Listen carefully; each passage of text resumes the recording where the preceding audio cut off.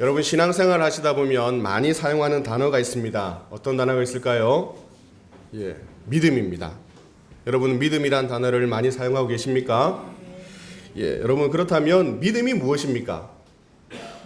믿음이란 단어를 사용하고 있는데 우리가 그 단어를 사용하면 단어의 뜻을 정확하게 알고 사용해야 되죠. 믿음의 단어는 어떤 뜻을 가지고 있습니까? 쉽게 설명할 수가 없습니다. 자, 국어사전은 이렇게 설명합니다. 어떤 사실이나 사람을 믿음. 동의하십니까? 국어사전적 정의를 바탕으로 우리는 어떤 사실을 믿습니까? 저와 여러분들이 믿는 사실은 무엇입니까? 자, 하나님이 세상을 창조하셨다. 믿으십니까? 예수님이 나의 죄를 위해서 십자가에서 죽으시고 부활하셨다. 믿으십니까? 성령님이 우리를 도우신다. 믿으시죠? 성경이 하나님의 계시의 말씀, 무오한 하나님의 말씀이다. 믿으십니까? 이렇게 우리는 어떤 사실을 믿습니다. 그러면 어떤 사람을 믿습니까? 물론 국어사전에서는 어떤 사람이라고 있는데 우리의 믿음의 대상은 누구죠? 삼위 하나님이십니다. 그렇다면 여러분은 믿음이 있습니까? 여러분의 믿음 상태는 좋습니까? 여러분의 믿음은 얼마나 큽니까?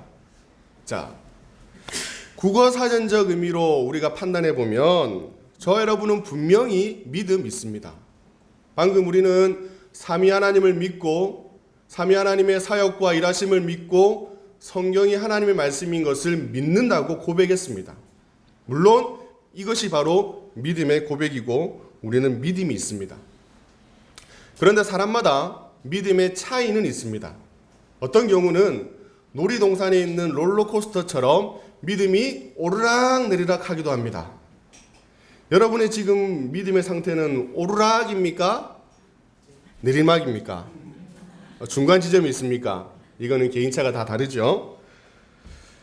자, 일반적인 믿음의 정의를 살펴보았다면 이제 우리는 성경에서 말하는 믿음은 어떤 것인지 한번 알아봐야 되겠죠. 히브리서 11장을 말씀합니다. 믿음은 바라는 것들의 실상이요 보이지 않는 것의 증거다. 무슨 의미입니까? 일반적으로 믿음이라고 말하면 신뢰하고 지지하고 맡기는 쪽의 반응을 믿음이라고 말합니다. 내가 삼위 하나님을 믿습니다. 내가 하나님의 일하심을 신뢰합니다. 내가 성경의 무오함을 믿습니다. 라고 주체가 바로 나 자신인 거죠. 믿는 사람, 지지하는 사람의 반응입니다.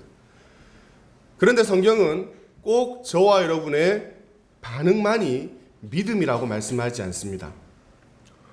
오늘 본문에는 아브라함과 사라의 믿음을 소개하고 있는데 우리가 알고 있는 아브라함의 탁월한 믿음 그리고 사라가 그 노년에 이삭을 낳은 이 상황 이것이 여러분 믿음의 결과이거나 보상일까요? 아브라함 믿음이 탁월한 것 사라가 아들을 낳은 것 이것이 그들이 믿음이 아주 탁월해서 하나님이 결과로 보상으로 주신 것일까요?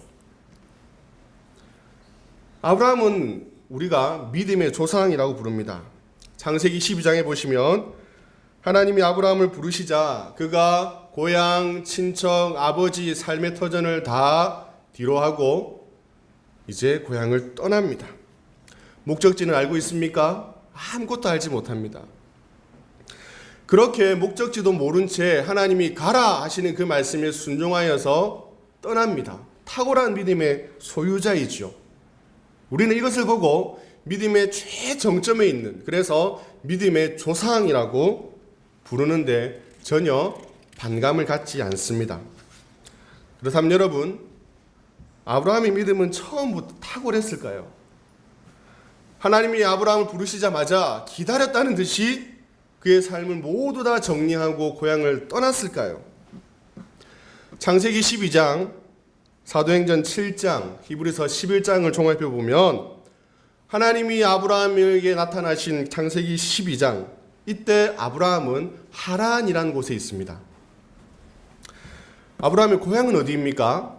자, 창세기 11장 후반절에 보시면 데라의 족보가 나오는데 그의 고향이 갈대아 우르라고 말하고 있습니다. 사도행전 7장에 보시면 스데반이 설교를 하는데 아브라함이 하란에 오기 전 갈대아 우르에 있을 때에 하나님이 그를 부르셨다라고 말합니다. 자, 정리가 되십니까? 시간상으로 한번 배워해 봅시다. 아브라함은 갈대아 우르에 있는 하나님은 갈대아 우르에 있는 아브라함에 나타나셔서 그를 부르십니다. 그리고 그가 하나님의 말씀대로 삶의 터전을 다 내려놓고 이제 하란으로 갑니다. 하란으로 갔을 때 다시 한 번 더 하나님이 아브라함을 부르십니다. 시간상으로 정리가 되셨습니까? 그런데 여러분, 아브라함이 갈대아 우르를 떠날 때에 그는 혈혈단신이 아닙니다. 창세기 11장 32절에 보시면 데라는 나이가 205세가 되어 하란에서 죽었다라고 말하고 있죠. 이 말은 갈대아 우르를 떠나서 하란으로 가는 그 과정에 인도한 사람이 있는데 그는 아브라함이 아니라 아버지 데라라고 말하고 있습니다. 만약 아브라함이 갈대아 우르에 있을 때, 고향에 있을 때 정말 탁월한 믿음의 소유자였다면 하나님이 갈대아 우르에 처음 나타나셨을 때, 그를 부르셨을 때 그는 아버지도 다 팽개치고 고향을 떠나야 됐다는 것이죠. 우리는 결과적으로 아브라함이 믿음의 사람인 것을 알고 있습니다. 그런데 처음 하나님이 그를 부르셨을 때 역시 그가 탁월한 믿음의 소유자였는지는 우리는 확신할 수 없습니다. 하나님이 아브라함의 믿음을 인정하시는 장면이 있는데요. 창세기 15장입니다. 하나님이 아브라함을 통해서 상속자를 주겠다라고 약속하십니다. 그리고 하늘에 셀 수 없는 별들을 보게 하시죠. 그러면서 뭐라고 하십니까? 하나님을 이제 아브라함이 믿게 됩니다. 아브라함이 여호와를 믿으니 여호와께서 이를 그의 의로 여기시고, 성경 기록상 처음 등장하는 말입니다. 15장에 가서야 아브라함이 하나님을 믿었고 그 믿음을 하나님이 의로 여기셨다, 인정하셨다라고 말씀하고 있는 것입니다. 그리고 곧 이어서 이어지는 16장에 어떤 사건이 나타날까요? 아브라함이 아들을 낳습니다. 아들의 이름은 무엇입니까? 이스마엘입니다. 하갈을 통해서 이스마엘을 낳는 장면이 15장에서 이어지는 16장의 기록입니다. 15장에서 하나님이 상속자를 약속해 주셨으니까 이제 아들을 낳아야 되겠는데 아내 사라를 보니까 도무지 아들을 낳을 수 있는 그런 상황이 아닙니다. 자신의 씨를 통해서 하나님이 후손을 주시겠다 하셨으니까 결국 그는 하갈을 통해서 아들을 낳습니다. 그러자 17장에 하나님이 다시 나타나셔서 나는 전능한 하나님이다. 너는 내 앞에서 완전히 행하라. 내게 후손을 주겠다. 내 아내 사라가 아들을 낳을 것이다 라고 말씀합니다. 자, 이런 하나님의 말씀에 아브라함이 어떻게 반응합니까? 17절에 보시면 엎드려 웃으면서 마음속으로 말합니다. 100세나 된 제가 지금 아들을 낳는다고요? 제 아내 사라는 90세인데요. 하나님, 이거는 도무지 말이 안 되죠. 이스마엘이나 하나님 앞에 서게 해주십시오라고 그렇게 이야기합니다. 여러분, 이 장면에서 아브라함의 탁월한 믿음을 발견하십니까? 자, 사라는 어떻게 반응합니까? 창세기 18장 12절에 속으로 웃으면서 말합니다. 내가 늙었고 내 남편도 늙었는데 무슨 즐거움이 있을 것인가? 자, 여기에도 여러분 사라의 탁월한 믿음이 보이십니까? 아브라함과 사라, 이 두 사람 모두 후손에 대한 하나님의 약속을 전혀 믿지 않습니다. 왜요? 믿을래야 믿을 수 있는 가능성이 단 하나도 없거든요. 그런데 오늘 본문 11장 11절을 보십시오. 우리 함께 읽겠습니다. 시작. 믿음으로 사라 자신도 나이가 많아 단산하였으나 잉태할 수 있는 힘을 얻었으니 이는 약속하신 이를 미쁘신 줄 알았습니다. 아멘. 하나님은 아브라함과 사라의 행동을 뭐라고 말씀하십니까? 믿음이라고 말씀하고 있습니다. 믿음으로 아브라함은 믿음으로 살아는 분명히 아브라함도 사라도 후손에 대한 약속을 전혀 믿지 않고 있지만 하나님은 그들의 행위를 믿음이라고 말씀하고 있습니다. 그래서 우리는 일반적으로 말하는 이 믿음, 일반적으로 정의하는 믿음과 성경에서 표현하는 믿음이 다르다라는 것을 알 수 있습니다. 자, 우리 로마서를 한번 볼게요. 로마서 4장입니다. 로마서 4장에서는 믿음을 이렇게 설명하고 있습니다. 로마서 4장 13절부터 17절까지 말씀입니다. 신약성경 244면에 있습니다. 13절부터 17절까지 우리 함께 읽겠습니다. 아브라함이나 그 후손에게 세상의 상속자가 되리라고 하신 언약은 율법으로 말미암은 것이 아니요 오직 믿음의 의로 말미암은 것이니라. 만일 율법에 속한 자들이 상속자이면 믿음은 헛것이 되고 약속은 파기되었느니라.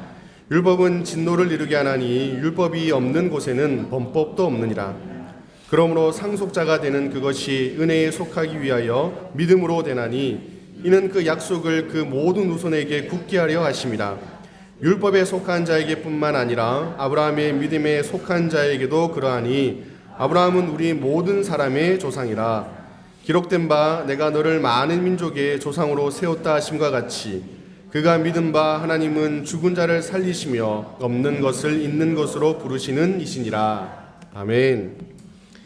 여러분, 여기서 믿음과 율법에 대해서 말하고 있는데요, 믿음은 율법이 아닙니다. 믿음과 대조되는 율법은 행위의 법칙입니다.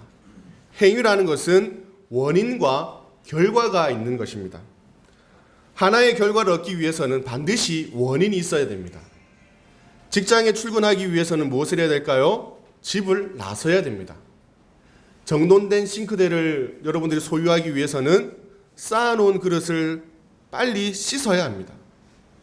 이처럼 행위의 법칙이 바로 율법입니다.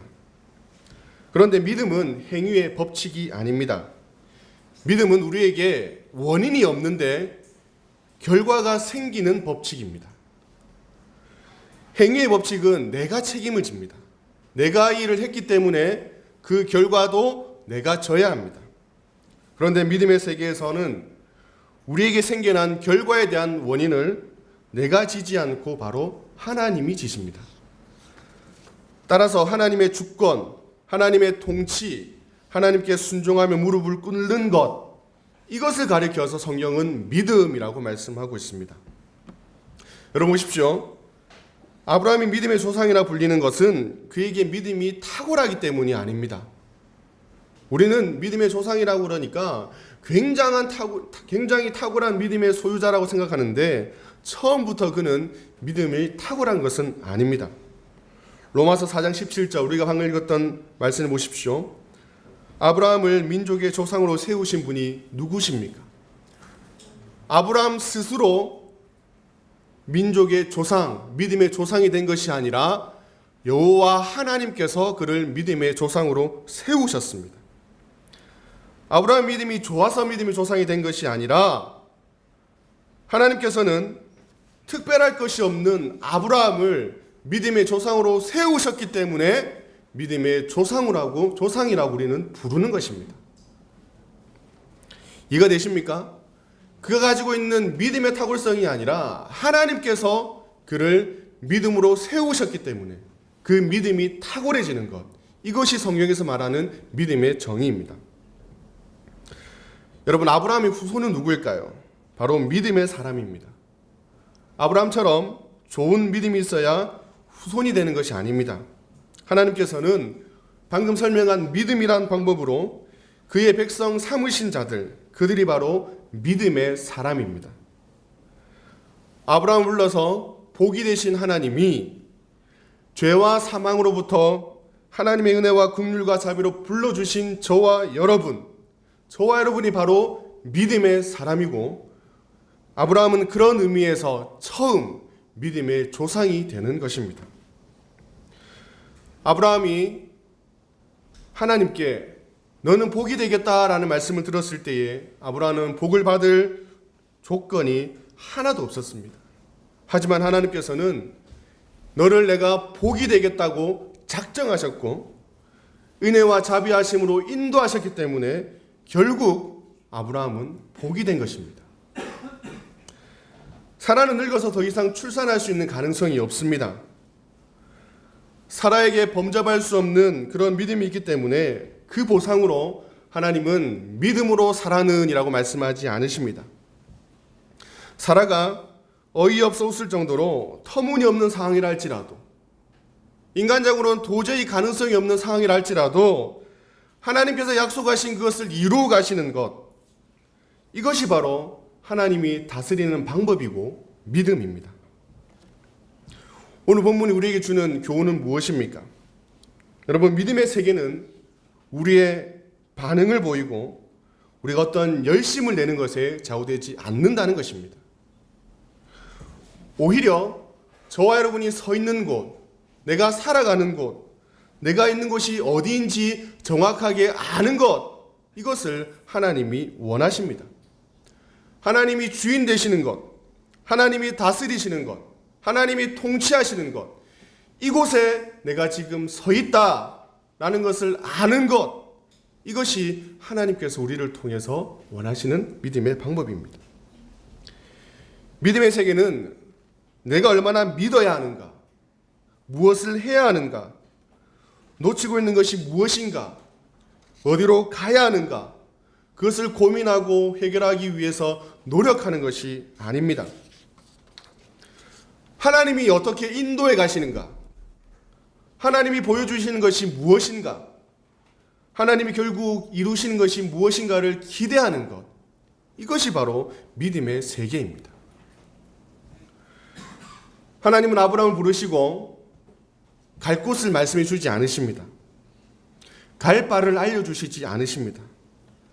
갈대아우를 떠나기 때문에 이제 정확한 지점만 말씀해 주시면 아브라함이 생각할 때에 얼마나 가야 되는지, 그곳에 가기 위해서 무엇을 준비해야 되는지, 그곳에 가는 가운데 어떤 위험 요소가 있는지 그것을 대비할 것입니다. 얼마나 마음이 든든합니까? 그런데 여러분, 하나님은 단 한 번도 아브라함에게 그 목적지를 갈 바를 알려주지 않으십니다. 왜 그럴까요? 하나님은 목적지가 아니라 하나님께 집중하는 것을 기대하시기 때문입니다. 목적지에만 집중하면 하나님을 볼 수가 없습니다. 어려운 고비고비마다 하나님을 구하는 것이 아니라 내 손이 쥐어져 있는 그 무엇을 찾고 해결하려고 합니다. 목적지를 알면 조금 둘러서 갈 때에 하나님, 왜 지름길을 놔두고 나를 힘들게 하십니까? 라고 불평할 수 있습니다. 얼마나 가야 되는지, 어디로 가야 되는지, 오늘과 내일 얼마나 다른 세상을 접하는지, 그것은 아브라함에게 중요한 것이 아닙니다. 오직 눈을 들어서 하나님께 집중하면 하나님이 결국 가장 좋은 곳으로 인도하시고 또한 그에게 복이 되게 하시는 것, 이것이 아브라함에게 갈 바를 알지 못하고 고향과 친척과 아버지 집을 떠나러 가신 이유입니다. 우리 교회는 믿음 위에 세워진 교회입니다. 우리 교회는 하나님이 주인 되시는 교회입니다. 그렇다면 믿음의 후손인 저와 여러분들이 해야 하는 것이 무엇입니까? 본문 14절부터 16절까지 이 석절에 걸쳐서 반복되는 단어가 하나 있습니다. 어떤 단어일까요? 히브리서 11장 14절부터 16절입니다. 반복되는 단어 뭐가 있습니까? 본향입니다. 아브라함과 사라, 그들의 많은 후손이 생육하지만 13절에 다 믿음을 따라 죽었다고 합니다. 땅에서는 외국인과 나그네로 살아갑니다. 왜요? 더 나은 본향이 있기 때문입니다. 떠났던 자리로 돌아갈 기회가 있지만 돌아가지 않습니다. 왜 그렇습니까? 더 나은 본향. 본향이 어디입니까? 하늘. 바로 하나님이 예비하신 그곳이 본향이고 저와 여러분들이 가야 할 곳입니다. 하나님 주인 되신 교회는 저와 여러분의 무엇으로 되는 것이 아닙니다. 하나님께서 아브라함을 복으로 세우신 것처럼 하나님께서 우리 교회의 주인 되시기 위해서 하나님이 인도해 가십니다. 이러한 과정 속에서 하나님은 우리 교회의 주인이 되셔서 무엇을 하는지 바라보아라. 내가 교회의 주인이지 않니? 내가 무엇을 하는지 한번 잘 보아라. 너희들은 나의 통치와 나의 주권을 믿고 온전히 순종하며 무릎을 꿇어라. 이것이 우리 교회를 향한 하나님의 마음이고 하나님이 기뻐하시는, 그리고 우리가 만들어야 할 믿음의 표현들인 것입니다. 아브라함이 갈 바를 알지 못하고 나그네의 삶을 살았듯이 우리 교회 역시 하나님은 갈 바를 알려주지 않으십니다. 하나님이 주인 되신 교회라는 표제는 주셨지만 우리의 목적지가 어디인지 하나님은 결코 우리에게 말씀하지 않으십니다. 왜 그럴까요? 물론 우리는 궁극적인 목적지는 알고 있습니다. 궁극적인 목적지는 저 하늘나라, 하나님이 예비하신 본향입니다. 저 여러분, 교회 공동체를 이루는 우리 모두가 저 하늘나라로 갈 것입니다. 그러는 과정 가운데 하나님은 결코 우리에게 목적지를 알려주지 않으십니다. 갈 바를 말씀하지 않으십니다. 왜 그렇습니까? 우리 교회에 필요한 것은 목적지가 아니라 하나님께 집중하는 것이기 때문입니다. 하나님께 집중하면 하나님이 인도하십니다. 하나님께 집중하면 하나님이 가장 좋은 곳으로 우리를 채우십니다. 하나님께 집중하면 하나님은 우리의 믿음을 기뻐하십니다. 믿음은 바라는 것들의 실상이며 보이지 않는 것들의 증거입니다. 믿음은 하나님 인도하시며 선한 방법으로 역사하시는 것을 기대하는 것입니다. 믿음은 도무지 답이 없는 상황 가운데서도 온전히 모든 수고와 짐을 내려놓고 하나님 품에 안겨서 그 평안을 누리는 것입니다. 하나님은 하나님 주신 되신 교회를 위해서 우리에게 무엇을 요구하는 것이 아니라 그저 누리라고 말씀하고 있습니다. 사랑하는 성도님 여러분, 저 여러분은 믿음이 있습니까? 저 여러분의 믿음은 얼마나 크고 성숙합니까? 저 여러분의 믿음은 하나님을 인정하고 있습니까? 우리 교회는 갈 바는 알지 못하지만 하나님께 집중하고 있습니까? 이 시간 우리 눈을 감고 기도하겠습니다.